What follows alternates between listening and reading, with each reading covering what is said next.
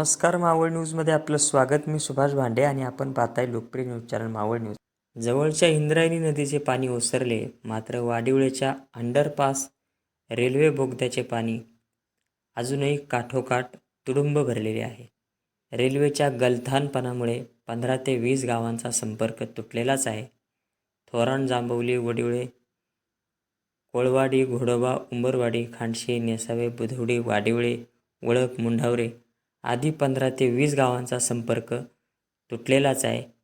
या गावच्या गावकऱ्यांना दररोज 15 ते 20 किलोमीटरचा दूरचा वळसा घालून कामशेतला यावे लागते.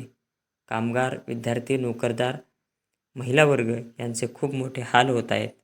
पाहूयात यासंबंधी या भागातील स्थानिक रहिवासी काय म्हणतात. सध्या काठोकाठ भरलेल्या या अंडरपासच्या ब्रिजला दोन्ही काठांनी भरपूर पाणी आहे आणि दोन्ही बाजूने येण्या जाण्याच्या दोन्ही प्रवेशद्वाराच्या एंट्र्या अर्थात प्रवेश करण्याचा जो रस्ता आहे तो पत्रे आणि लोखंडी गज सळ्या लावून बंद करण्यात आला आहे. मोठ्या प्रमाणावर पाण्याचा निचरा होण्यासाठी रेल्वे प्रशासनाने इथे मोटारी आणि मोठमोठे जनरेटर्स लावलेत, मात्र ते सुद्धा निकामी ठरलेत. या भागात वीजच नाही, त्यामुळे पाणी जसेच्या तसे आहे आणि पाण्याचा प्रवाह एवढा मोठा आहे की मोटारींनी किंवा जनरेटरने सुद्धा हे पाणी काढणे शक्य नाही. याबाबत या भागातील ग्रामस्थांमध्ये तीव्र संताप असून संतप्त ग्रामस्थांनी मावळ न्यूजशी बोलताना आपल्या संतापाला वाट मोकळी करू. नमस्कार, मी दत्तात्रय दशरथ खेंगले, खांडशी नेसवे माजी सरपंच. आमच्या नेसवे, खांडशी आणि उंबरवाडी या ठिकाणी तसेच 9 गाव वाडोळे, वळक, बुधवडी, मुंडावरे या गावाला जाण्यासाठी रेल्वेचा जो मार्ग होता तर तो पाण्याखाली गेलेला असून आम्ही यासाठी अगोदरही किती वेळा आंदोलन केलेले आहेत, तरी पण प्रशासनाने कुठलंही लक्ष दिलेलं नाही. आणि आत्ता अशी कंडिशन आहे की गेटच्या दोन्ही बाजूला त्यांनी बंद केलेलं आहे. त्यामुळं लोकांचं होणारं हे नुकसान हे म्हणजे मोठ्या प्रमाणात दूधवाले, कामगार, विद्यार्थी यांचं हे मोठ्या प्रमाणात आमचं नुकसान होत आहे. त्याकडे शासनाने लक्ष देऊन योग्य तो पर्याय आणि उड्डाण पूल करण्यात यावा अशी मी शासनाला विनंती करतो आणि थांबतो.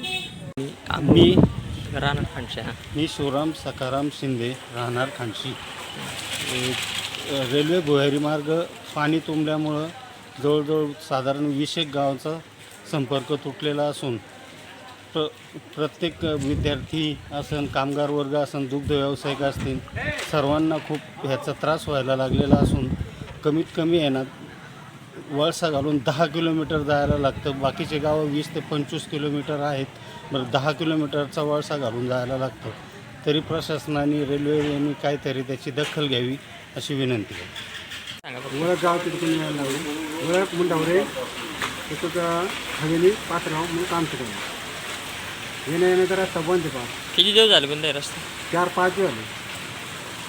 आता पाणी सोडलं धरून, पाणी सोडलं. काय काय बंद आहे तिकडं भागात? सगळं काय येणं जाणं रस्ता बंद राहतो. येणं यायला लागतं पाणी. मी राहणार बुधवडी, सदाशिव बबन टाकळकर. आम्हाला फार म्हणजे 4 दिवस झाले लाईट नाही आणि पुलावून पाणी गेल्यापासून 4 दिवस झालं पुलावून पाणी. त्याच्यामुळं आम्हाला 20 किलोमीटर असा प्रवास करावा लागतो आणि त्यातून सुद्धा आम्ही 2 व्हीलरवर दूध घेऊन येतो आणि एवढा त्रास होतो की बोलायचं नाही. त्याच्यामुळे ना आम्हाला बहुत त्रास करावा लागतो, त्रास सहन करावा लागतो. अशा अडचणी आम्हाला आहेत. त्याच्यामुळं हा त्रास झालेला आम्हाला. साधारणपणे किती दिवस आता बंद राहिले? तुमचा काय अंदाज आहे? गेल्या वेळेस कमी पाणी होतं, यावेळेस जास्त पाणी दोन्ही बाजूनी बंद झालंय. दोन्ही बाजू किती दिवस हा पाण्याचा साठा राहील? 5 दिवस झाले या पाण्याचा त्रास आहे. दोन्ही बाजूने पूर्ण पाणी आहे. त्याच्यामुळे आम्हाला त्या पुलापर्यंत सुद्धा येता येत नाही, एवढी अडचण आहे. साईडने जे पाणी तुंबलेले आहे ना त्याच्यामुळं आम्हाला पुलापर्यंत येता येत नाही. त्यामुळं आम्हाला 20 किलोमीटर अंतर पार करून यावं लागतं. मी आप्पा गायके, राहणार खामशेत. इंद्रायणी नदीवर रेल्वे पुलाखाली पाणी साचल्याने 30-35 गावांना व शेतकऱ्याचं मोठं नुकसान झालेलं आहे. मुलांच्या शाळेचं पण शिक्षणाचं फार गंभीर जाण्याची अडचण झालेली आहे.